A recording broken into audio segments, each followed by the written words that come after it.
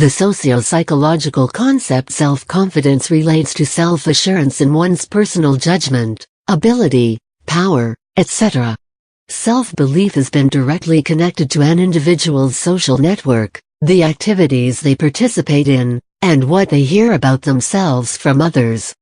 Positive self-esteem has been linked to factors such as psychological health, mattering to others, and both body image and physical health.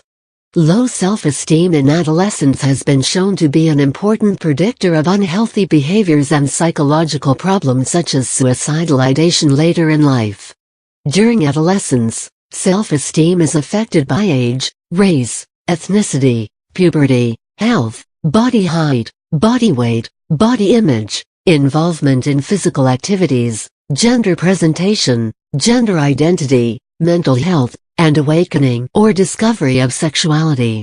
Self-confidence can vary and be observed in a variety of dimensions. Components of one's social and academic life affect self-esteem.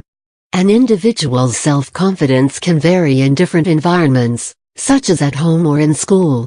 The Wheel of Wellness was the first theoretical model of wellness based in counseling theory. It is a model based on Adler's individual psychology and cross-disciplinary research on characteristics of healthy people who live longer and with a higher quality of life.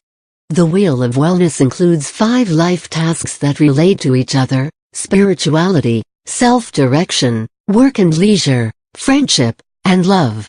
There are 15 subtasks of self-direction areas: sense of worth, sense of control, realistic beliefs, emotional awareness and coping, problem-solving and creativity, sense of humor, nutrition, exercise, self-care, stress management, gender identity, and cultural identity.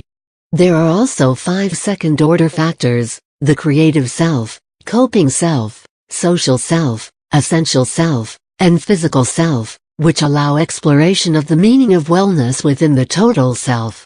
In order to achieve a high self-esteem, it is essential to focus on identifying strengths, positive assets, and resources related to each component of the wellness model and using these strengths to cope with life challenges. Implicit can be defined as something that is implied or understood though not directly expressed. Explicit is defined as something that is fully and clearly expressed, leaving nothing implied. Implicitly measured self-esteem has been found to be weakly correlated with explicitly measured self-esteem. This leads some critics to assume that explicit and implicit self-confidence are 2 completely different types of self-esteem. Therefore, this has drawn the conclusion that one will either have a distinct, unconscious self-esteem or they will consciously misrepresent how they feel about themselves. Recent studies have shown that implicit self-esteem doesn't particularly tap into the unconscious, rather that people consciously over-report their levels of self-esteem. Another possibility is that implicit measurement may be assessing a different aspect of conscious self-esteem altogether. Inaccurate self-evaluation is commonly observed in healthy populations. In the extreme, large differences between one's self-perception and one's actual behavior is a hallmark of a number of disorders that have important implications for understanding treatment seeking and compliance.